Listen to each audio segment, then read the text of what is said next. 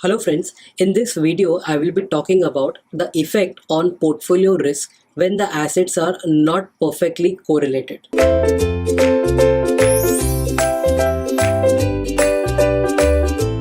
If a portfolio has two risky securities A and B and RAB मतलब कि correlation between A and B is +1 मतलब कि ये perfectly correlated अगर है तो sigma P is equal to WA square sigma A square plus WB square sigma B square plus 2WA WB sigma A sigma B RAB मतलब correlation between AB.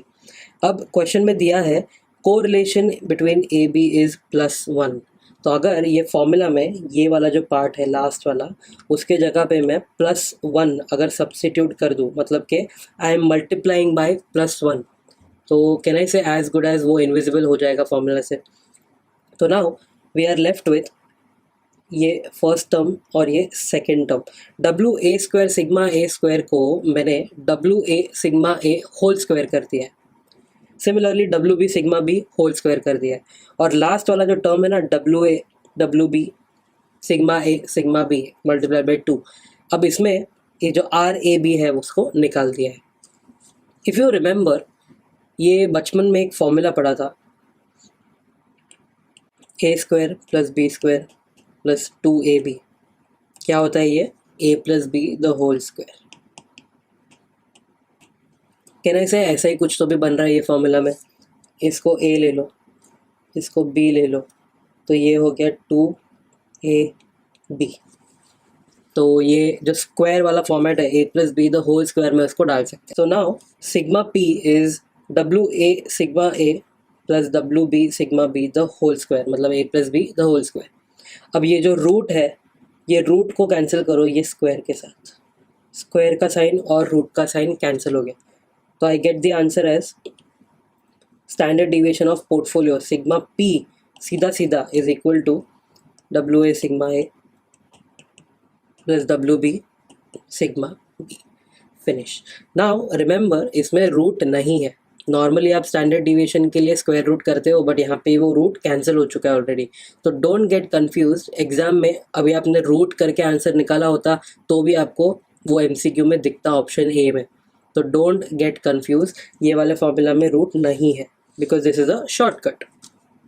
Similarly can I say अगर r -1 है तो ये equation a minus B the whole square जैसा हो जाएगा.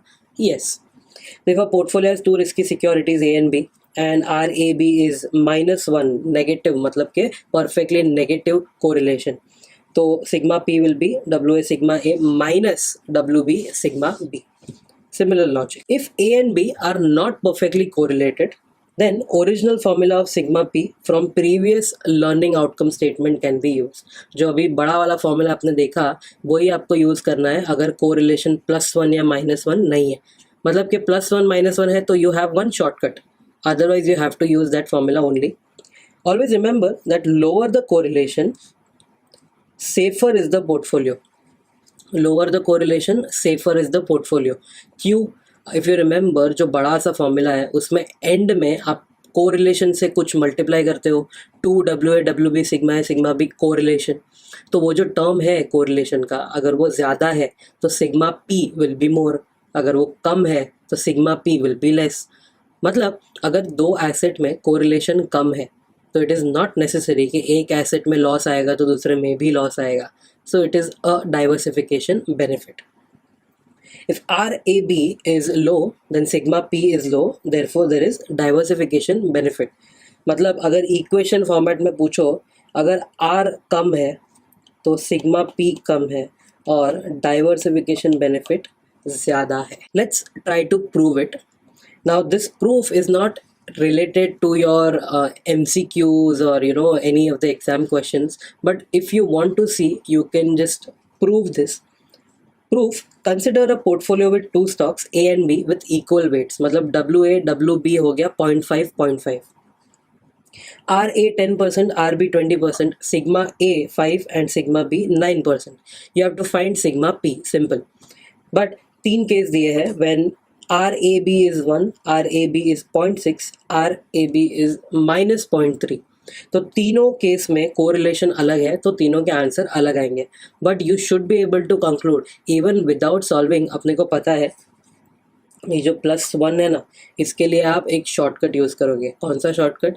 a + b the whole square वाला, WA sigma a plus WB sigma b। This will be the formula for when r is 1। फिर ये वाले के लिए और ये वाले के लिए आप नॉर्मल फॉर्मूला यूज़ करोगे, बिकॉज शॉर्टकट जो +1 -1 था वो इधर यूज़ नहीं कर पाओगे। ऑल्सो ये जो फर्स्ट वाला केस है 1 और जो लास्ट वाला केस है 0.3, उसमें सिग्मा p कहाँ पर ज़्यादा आएगा?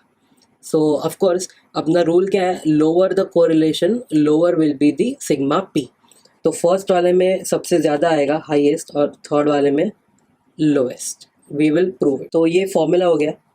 यूज़ द शॉर्टकट फर्स्ट वाले के लिए r इज़ +1, तो सीधा सीधा ये फॉर्मूला यूज़ करेंगे और आंसर आएगा 7%। 0.5 वेट है into 0.05 which is sigma, again 0.5 इधर वेट है b का और सिग्मा 9% था, तो 7% is the sigma p। Second case में अब यहाँ पर आपको शॉर्टकट यूज़ करने नहीं मिलेगा, तो yeah when the r is 0.6 you will have to use the whole formula. पूरा का पूरा फॉर्मूला आप कैलसी पे डायरेक्ट 1 स्टेप में कर सकते हो। तो यू गेट आंसर है 6.32%। एंड सिमिलरली नेक्स्ट वाले का आएगा 4.44% व्हेन r was -0.3। मतलब as and when r is falling your sigma p is also falling, तो डाइवर्सिफिकेशन बेनिफिट ज़्यादा है। Thank you guys for watching this video. Subscribe to Ekeeda and stay tune to ई कीड़ा।